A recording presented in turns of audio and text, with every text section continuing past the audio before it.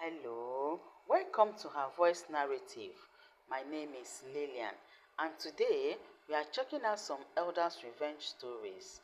Before the crack of this story, let me know in the comments where you're watching from. Hit the like button and subscribe. This story is telling us that kindness without boundaries is not love, it is a slow bleed. Being a good person does not protect you from being taken advantage of. In fact, it can make you a target. People who are hardworking, trusting, and non confrontational are exactly the kind of people that others learn to lean on without asking permission. Don't stop being generous or stop trusting people. It is to pay the same quality of attention to your own life that you give to everything else. Know your numbers, know your accounts, know who is in your house and why. Know when something feels wrong and trust that feeling before the damage is done. Protecting yourself is not selfishness. It is the foundation that makes it possible to genuinely care for others in the long run. Please, listen to this story to the end. Now, let's crack on with today's story. I quietly moved my entire salary to a new account and did not say a word to anyone. That evening, as I stepped into the house after a long shift at the hospital, my husband and his son were already standing there waiting. Their faces were twisted with rage. "What did you do with our money?" my husband screamed. I did not flinch. I did not raise my voice. I simply walked to the kitchen table, pulled out a thick envelope, and placed it in front of them. Inside were 43 pages of bank statements. Every single transaction. Printed, highlighted, dated. Both of them went pale. I watched the color drain from their faces like water draining from a bathtub. And, in that moment, I felt something I had not felt in 18 months. I felt free. My name is Carol Winters. I am 54 years old. I have been a registered nurse for 29 years. I work the overnight shift at Millfield General Hospital, 12 hours at a time, 3 to 4 nights a week. I have held a dying patient's hand at 3 in the morning. I have run down hallways in the middle of the night when alarms go off. I have not slept properly in years. And for the last 18 months, I have been watching my paycheck disappear before I could even catch my breath. Welcome to her voice narrative. Please like and subscribe. In this video, my shoutout goes to Pamela Royal from NC. It started on a Tuesday, a perfectly ordinary Tuesday in March. I had just finished a 14-hour shift covering for a sick colleague. My feet were swollen. My back ached from the base of my neck all the way down. I stopped at the pharmacy on the way home to pick up my prescription. Vitamin D and iron supplements. Small things. The total was $32.50. I handed the pharmacist my debit card. She swiped it, waited, looked at me with that careful expression people use when they are about to say something uncomfortable. "I am sorry," she said. "It has been declined. Insufficient funds." I stood there in my scrubs, still smelling like antiseptic and hospital air, and I could not understand. My paycheck had deposited on Friday. Nearly $4,000. Where had it gone? I paid $40 in cash, took my supplements, and walked to my car. My hands were not shaking yet. That would come later. For now, I just sat in the driver's seat and stared at the steering wheel, trying to make sense of something that made no sense at all. I had opened that joint account 8 months earlier, when I married Raymond Winters. Raymond had suggested it. He said it was the responsible thing to do. Families share finances. "We are a team now, Carol." That is what he said. He smiled when he said it. He had a good smile, Raymond. Warm, confident, the kind of smile that makes you believe things. I believed him. I transferred my direct deposit to the joint account. And for the first 8 months, everything seemed normal. Bills were paid. The mortgage was covered. I never looked too closely. That evening, I did not go straight home. I drove to the credit union instead. Angela, the branch manager who had handled my personal account for years before I switched to the joint account, was still at her desk when I walked in. She recognized me, smiled. then saw my face and stopped smiling. "Carol, is everything all right?" "Not sure yet," I said. "My card was declined this morning. I need to look at the account history." She pulled up the records. Her professional expression held steady, but I caught the slight tightening around her eyes. She printed the statements without me asking. The stack was thick, much thicker than it should have been. I took it to my car. I spread the pages across the passenger seat, and then I started reading. The numbers hit me like a wave. December. A transfer to someone named Brandon Watts. $500. Another transfer to Brandon Watts in January.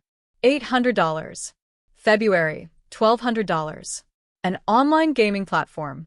$340. A sports betting app. Repeated charges, month after month. A hotel in the city, one I had never been to. A restaurant bill for 4 people when Raymond had told me he was working late. Clothing stores. Electronics. A charge at a car dealership for accessories on a vehicle I had never seen. I sat in that parking lot for 2 hours. The sun went down. The lot emptied around me. And I kept reading. Page after page after page. 43 pages of proof that my money had been used to fund a life I was not part of. My hand started shaking somewhere around page 15. By page 30, I was completely still. That kind of stillness that comes after shock has passed and something colder takes its place. I did the math the way nurses do. Precise and methodical. 18 months of paychecks. An average of $3,800 per deposit. Roughly $68,000 total deposited into that account. Current balance when Angela printed the statements. $112. Someone had taken everything. And that someone had access to my account. That someone lived in my house. I did not go home right away. I sat in that car until 9 at night, replaying the last 18 months in my head. All the times Raymond said, "Do not worry about the money, I handle the finances." All the times I came home from a night shift, and the house was quiet, and Raymond was asleep, and I never thought to ask questions. All the times I was too exhausted from saving lives at work to question what was happening to my own life at home. I had handed a man my trust and my paycheck, and he had taken both without a second thought. That night, I slept in the guest room. Raymond was asleep when I came in. I did not wake him. I lay in the dark, staring at the ceiling, and I made a decision. Not an emotional decision. Not a revenge decision. A clear, quiet, necessary decision. I was going to protect myself. And I was going to do it without making a single sound until everything was in place. Wednesday morning arrived cold and gray. I was at the credit union before it opened. Angela unlocked the door and saw me waiting in the parking lot. She held the door open without a word. We both knew what this morning was about. "I need to open a new individual account," I said. "Just my name. And I need to redirect my direct deposit to it." She nodded, sat down, started typing. It took 25 minutes. I signed where she indicated. Carol Winters, individual account. Each signature felt like a small act of reclaiming something that had always been mine. When she slid the temporary card across the desk, I looked at it for a long moment. "Your permanent card will come in 7 to 10 business days," she said. "The routing change for your paycheck will take effect next pay period." "This Friday," I said. "That is right," she confirmed. She paused before I stood to leave. "Carol," she said quietly, "whatever is happening, you're doing the right thing." I thanked her and walked out into the cold morning air. I still had 6 hours before my shift started. I went to a diner 2 towns over, ordered coffee and eggs, and spent those hours writing down everything I remembered. Every suspicious charge I could recall. Every late night. Every excuse. I filled 4 pages of a notebook in my own handwriting. Then I drove to work and took care of other people for 12 hours, the way I always did. Friday came. I was on shift, moving through the hospital corridors at midnight when my phone buzzed. A notification from the new banking app. Direct deposit received. $3,840. Millfield General Hospital. I stood in the hallway outside room 412 and breathed. Then I opened the old joint account app. The screen loaded. $0. I closed my phone tucked it in my pocket, and walked into room 412 to check on my patient. I knew what was waiting for me at home. I had 3 more hours on my shift. 3 hours to prepare myself mentally for whatever came next. I had worked emergency triage. I had managed chaotic situations with lives on the line. I told myself this was no different. Stay calm. Be clear. Know your facts. I drove home in the gray morning light, my nursing bag on the passenger seat, the 43 pages of statements in a manila folder beside it. Raymond and his son Marcus were both awake when I walked in. That surprised me. Marcus was 27 years old and rarely left his bedroom before noon. He lived with us, had been living with us since Raymond and I married. Raymond had said it was temporary. That was 18 months ago. Marcus sat on the couch with his arms crossed. Raymond stood in the center of the living room with his phone in his hand. Both of them looked at me with the kind of anger that only comes from being caught. "What did you do to the account?" Raymond said. His voice was tight, controlled. "Carol, what the hell did you do?" I set my nursing bag on the hallway table. I took off my jacket and hung it on the hook by the door. Slowly, deliberately. I was still in my scrubs. Still smelled like the hospital. Still had the marks from my mask on my face. I had been up for 20 hours taking care of sick people. And these 2 men were standing in my living room demanding answers about money. "Where is our money?" Marcus said. He stepped forward. His voice had that edge young men use when they think they can intimidate. "Our money," I said. I looked at him directly. "Explain to me when your name went on my paycheck." He opened his mouth. Closed it. Raymond tried a different approach. His voice dropped. Became careful, the way it does when he wants something.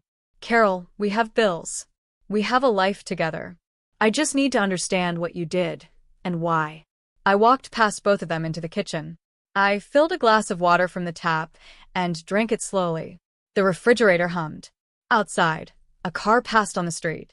Normal sounds of a normal morning while something enormous and irreversible was happening in my kitchen.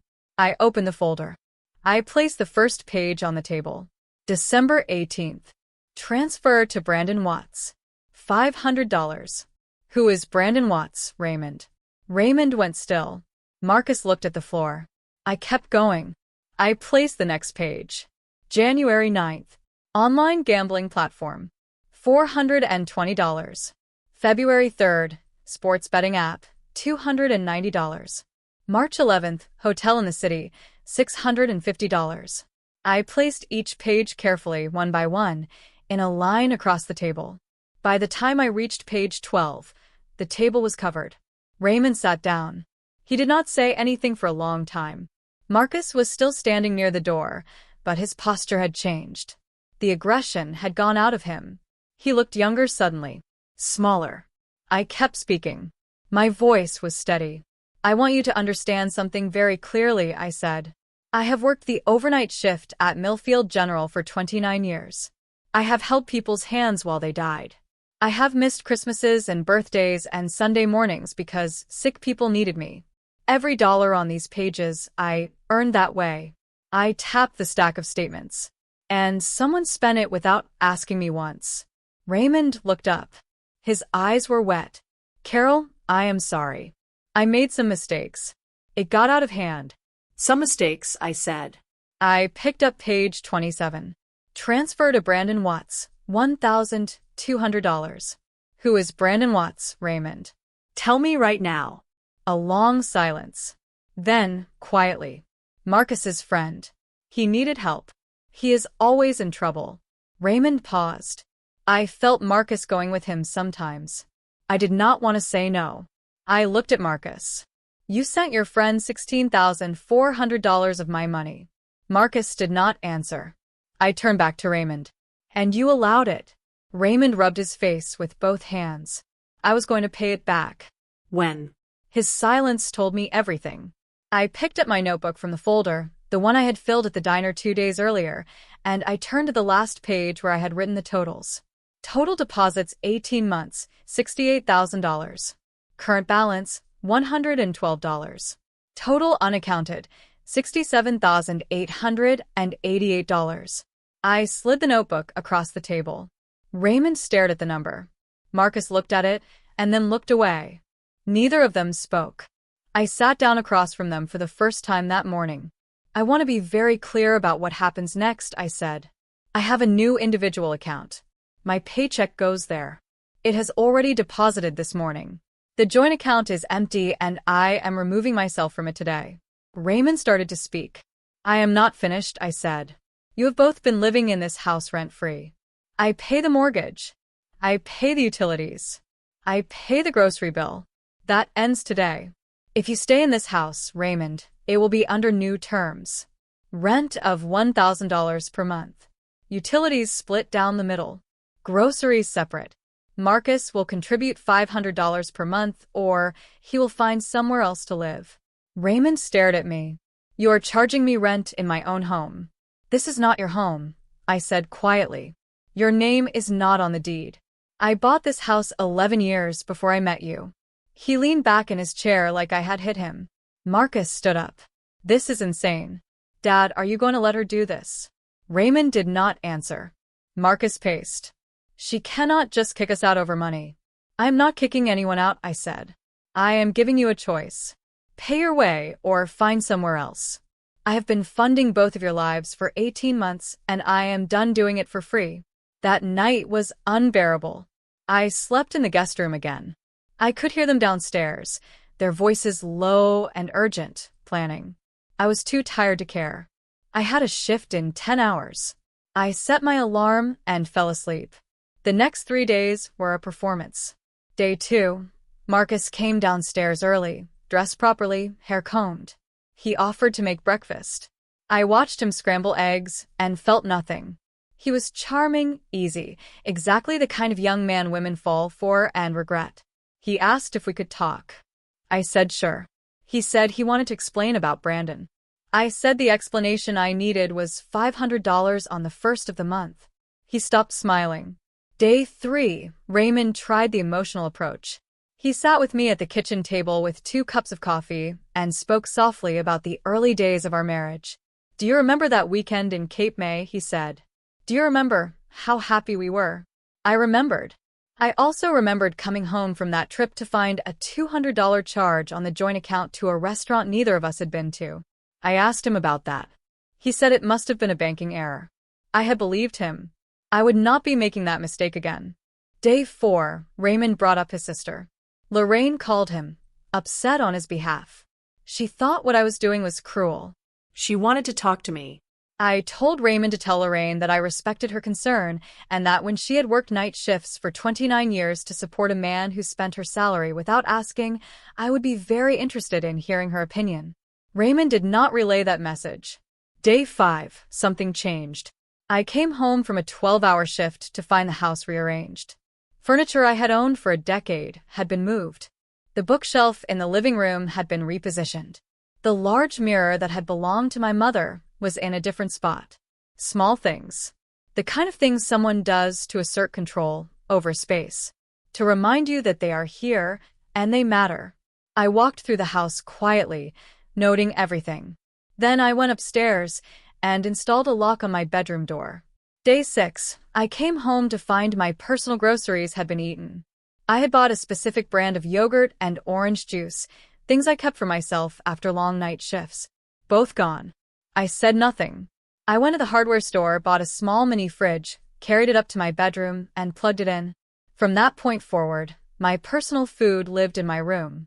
Day 7, Marcus came to my bedroom door and knocked. He had seen the mini fridge being carried upstairs. His voice through the door was wounded. Are we really at this point, he said. Are we really treating each other like strangers? I opened the door. We were strangers, Marcus, I said. We became strangers the first time you transferred my money to your friend without asking me.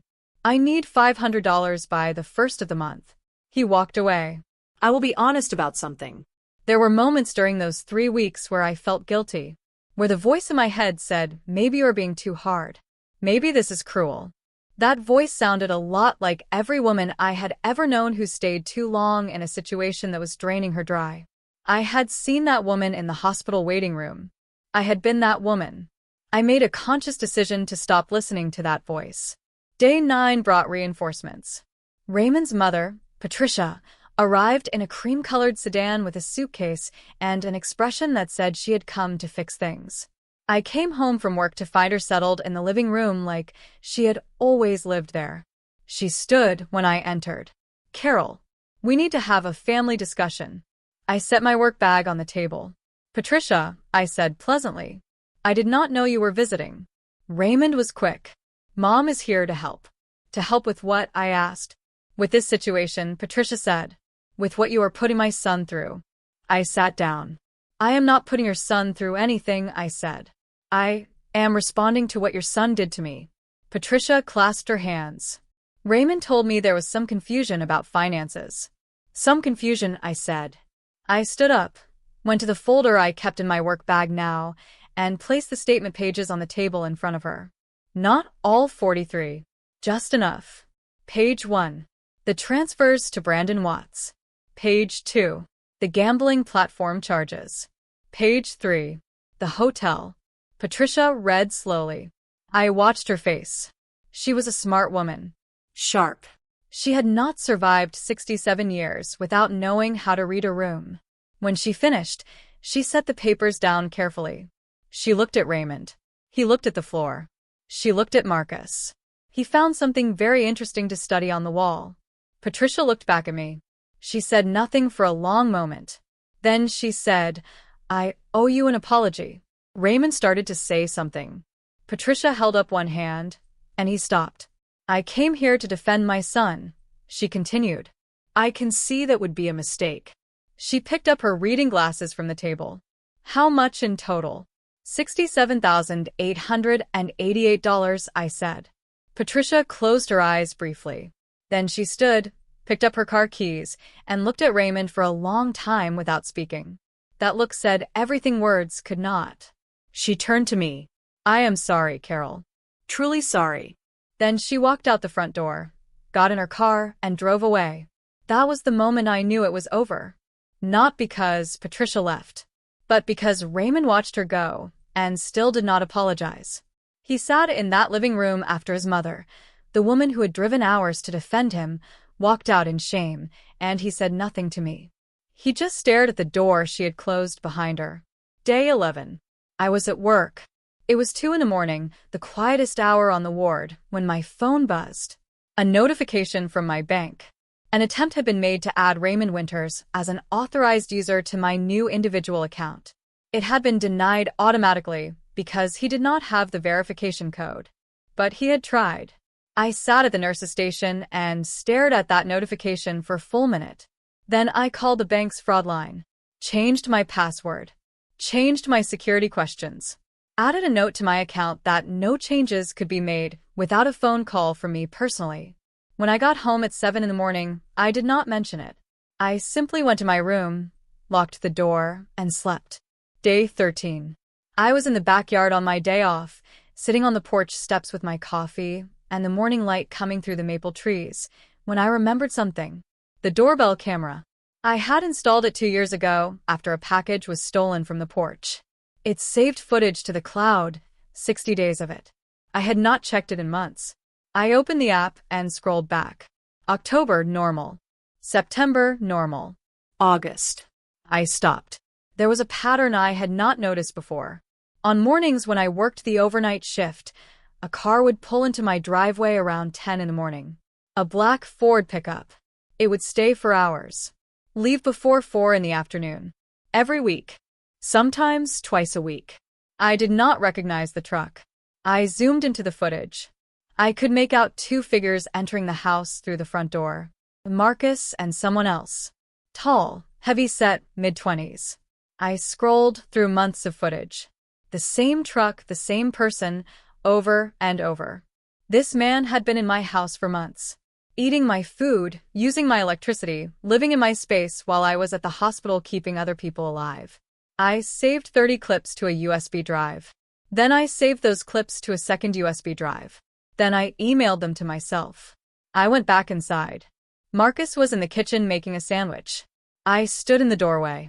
"Who is the man in the black Ford pickup?" I said. Marcus turned. His expression did not change fast enough. He knew exactly who I meant. "Brandon," he said. Brandon Watts. I nodded slowly. How many times has Brandon Watts been in my house, Marcus? He shrugged. A few times. I held up my phone. I have 6 months of doorbell footage showing him here at least twice a week while I was at work. Marcus put down his sandwich. Look, he was just hanging out. In my house. Without my permission. For 6 months. Day 16 was the one that broke something open inside me. I was at work, taking a brief break in the break room, when one of the younger nurses, Priya, sat across from me and asked if I was all right. You have looked tired all week, she said. Not work tired. The other kind. I told her a shortened version. She listened without interrupting. When I finished, she was quiet for a moment. Then she said, Carol, you did not cause this. You gave someone your trust, and they misused it. That is on them. Not on you. I did not cry at work. I had a policy about that. But I sat with those words for the rest of my shift. Those words untied something in my chest that had been knotted for months. Day 18. 3 days left. The packing began. I heard it from my room that night. The sound of boxes being dragged across floors. Tape being pulled from a roll. Drawers opening and closing. I did not go to look. I lay in my bed and listened to the sound of 2 men packing up the life they had been living at my expense. And it was not a sad sound. It sounded like relief. Day 19 brought a certified letter to my door. I signed for it and stood in the hallway reading it. Refinancing application. My name at the top. My property address. Loan amount requested, $55,000. Signature line with my name signed in handwriting that was not mine. I recognized the attempt immediately. The capital C was wrong. The loop on the W in Winters was too wide. Someone had practiced my signature, and they had submitted a refinancing application on my house without my knowledge. My house. The house I had owned for 11 years. The house I had paid for with 29 years of nursing and early mornings and never calling in sick. I set the letter on the kitchen counter. I picked up my phone. I called my lawyer, Dana Price, whose card had been in my wallet for 2 years that I had never needed until now. She answered on the second ring. Dana listened to everything without interrupting. When I finished, she said, Carol, what you are describing is mortgage fraud. Forgery of a legal document. That is a felony. File a police report today. Even if you do not press charges, you need that report on record. I filed the report that afternoon at the Millfield Police Department. Officer Tomas took my statement, photocopied the letter, reviewed my identification, and flagged it immediately. He assigned it a case number. He told me to keep the original letter somewhere safe. He told me to contact the mortgage company and have any pending application flagged as fraudulent. I did both of those things before I got back in my car. That evening, I set the certified letter on the kitchen table. Raymond and Marcus were eating takeout. I walked in, sat across from them, and slid the letter to the center of the table. Raymond looked at it, looked at me. Do not pretend you do not know what that is, I said. Raymond said nothing. Marcus studied the ceiling. I filed a police report today, I said. Mortgage fraud is a felony. 2 to 7 years. The application has been flagged and the mortgage company has been notified. If either of you comes near my finances again, any account, any property, any credit line with my name, I will not hesitate. Do you understand me? Raymond nodded. Marcus stared at the wall. Good, I said. 2 days left. Day 21. The deadline. The morning was cold and clear, the kind of October morning where the air has weight to it. I woke at 6, made coffee, and sat at the kitchen window.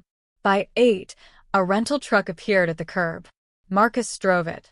He and Raymond spent the entire morning carrying boxes out of the house. I stayed out of their way. I sat in the living room with my coffee and my book and let them move around me. Patricia came back. Not to argue this time. She pulled up in her cream sedan at 10 in the morning and went straight to work helping them load. She did not speak to me for the first 2 hours. Then, just before noon, she came to the living room doorway. Carol. I looked up from my book. She stood there with her hands clasped in front of her. I raised 2 boys, she said. I thought I did a good job. I clearly missed some things. I am very sorry for what my son did to you. I said nothing. I think I needed a moment to make sure I had heard correctly. She turned to go, then stopped. You are a good woman, she said. I hope you remember that. Then she walked back out to help her son carry his things out of the house that was not his. That was the only moment in 21 days where I came close to crying. By 2 in the afternoon, the truck was loaded. Raymond came to find me in the living room. He stood in the doorway with his jacket on and his keys in his hand. He looked tired, older than when I had met him. Carol, he said. I looked at him. I am sorry. I know that does not fix anything. I know that is not enough. It is not enough, I said. He nodded. He looked at the floor. Then he looked back at me. I hope you are okay. I will be more than okay, I said. He nodded one more time. Then he walked out my front door. I heard the truck engine start. I heard it pull away from the curb. I heard it turn at the corner of the street. Then it was gone. I sat in the quiet of my living room for a long time. My couch. My rug. My mother's mirror back on the wall where it belonged. My house. Mine. The way it had always been. The first week alone was an adjustment. Not a bad adjustment. Just a recalibration. I had forgotten what quiet felt like. Not the tense, walking on eggshells quiet of the last 18 months, where silence meant something was being planned. This was different. This was the quiet of a house that belonged to one person. I could hear the birds outside. I could hear the refrigerator hum. I could hear myself think. Month 2. I started eating properly again. That surprised me, how much I had changed without noticing. I had been making quick meals, small things, not wanting to spend time in a kitchen that felt contested. Now I cooked. I made real food. I bought good ingredients and took my time. I remembered that I had always loved cooking before Raymond. I had somehow forgotten that about myself. Priya from work invited me to a Saturday morning yoga class. I had not done anything physical for pleasure in over a year. I went. My body was stiff and resistant at first, but by the end of the hour, I felt something shift. Afterward, we went for coffee and talked for 2 hours about everything and nothing. I drove home feeling lighter than I had in 18 months. My savings account, which had held $112 when this began, now held $4,080 after my first full month of clean deposits. I stared at that number for a long time. It did not look like much against $67,000 of damage. But it was entirely mine. Not a single cent of it had gone anywhere I had not chosen. That felt enormous. Month 3 brought an unexpected phone call. It was Raymond. His voice was quieter than I had ever heard it. He and Marcus were renting a 2-bedroom apartment in a neighboring town. He was working more hours. He had let the gambling apps go, he said. He had seen what they cost him. I listened without interrupting. He said he wanted to ask about a repayment arrangement. He said he knew he could not pay back everything, but he wanted to try. I told him I would have my lawyer contact his. Then I said goodbye and hung up. I sat with that phone call for a long time afterward. I did not feel victorious. I did not feel vindicated. I felt something quieter and harder to name. Like when you finally put down a very heavy bag after carrying it for so long you stopped noticing the weight. The bag was down. My shoulders ached from years of carrying it. But it was down. Month 6. Raymond called again. He wanted to meet in person. He said there were things he needed to say that he could not say properly over the phone. I said yes. We met at a coffee place in the middle of the day. He came in looking smaller than I remembered. Not physically smaller. Just reduced somehow. Quieter. He sat across from me, and for a moment neither of us spoke. He said he had been in therapy. That he had started to understand things about himself that he had avoided for a long time. He said he had always looked for someone to carry him. Not consciously, but it had been a pattern. That he had seen in me someone strong and steady and capable, and he had leaned on that without ever asking if it was okay. He said he was sorry. Not the rushed, defensive sorry he had given me on moving day. A slower, heavier sorry. The kind that cost something. I listened. I did not say much. At the end I told him that I believed he meant what he was saying. That I did not think he was a bad person. That I thought he was a person who had made a series of choices, each one a little worse than the last, and had not stopped himself until he lost everything. He nodded. We finished our coffee. We shook hands at the door. I watched him walk to his car. Then I walked to mine. I sat in my car for a few minutes before starting the engine. 1 year ago, I had stood at a pharmacy counter in my scrubs and been told my card was declined. 1 year ago, I had sat in a credit union parking lot reading 43 pages of what my marriage had actually been. Now I was sitting in a coffee shop parking lot in the October sun, my individual account growing every month, my house entirely mine, my shifts filled with purpose, my mornings quiet and entirely under my control. I started the engine, drove home, made coffee, sat on my porch steps the way I had always loved to do, and watched the maple trees start to turn red and orange and gold the way they did every October. I had lived in this house for 11 years, and every October those trees did this, and every October it surprised me with how beautiful it was. Some things you never stop being grateful for. I breathe in the cool air, and I thought, yes, this is what I was protecting. There is a version of this story where I am the villain. I can see it. A wife who moved her salary without telling her husband. A woman who gave her husband and stepson a 21-day ultimatum. A person who called the police and filed fraud reports and hired a lawyer. I understand how that version exists. But here is what that version leaves out. It leaves out 29 years of night shifts.